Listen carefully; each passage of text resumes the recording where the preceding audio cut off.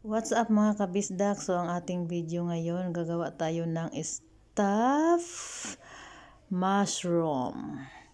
So ayan nga guys, sinugasan ko na yung mushroom dyan at tinanggalan na rin yung pinakapungangon niya. So ayan, hiniwa-hiwa natin dyan guys. Dahil ibalik rin natin yan siya sa loob ng mushroom. So ayan, kailangan din ng hiwain ng maliliit. So nahiwa na yan nga guys, nagisa na rin ako dyan ng bawang sibuyas at lagyan ng garlic powder, onion powder at saka spinach. So ayan nga guys, tinanggal na natin sa apoy, nilagay na natin sa isang mangkok. Nilagyan na natin ng white cheese, mikos-mikos lang at spinach leaves. So ayan guys, syempre timplahan natin yan ng asin na konti.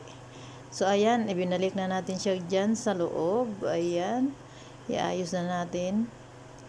Ayan. Mikos-mikos lang ang pag ano nyan guys. I-mix nyo lang yung jubon talaga na white cheese.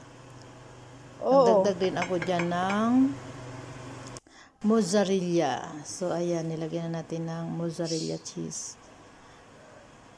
Yan. Tapos, gumawa na rin tayo ng cream. Ang cream nyan guys ay cream na yung gista na sinasabi, konti lang. Tapos ano na, mikos-mikos lang. Lagyan ng mozzarella ulit at isa lang na sa oven. Mga 20 minutes lang guys. So ayan, hinango ko na. So ready to eat na.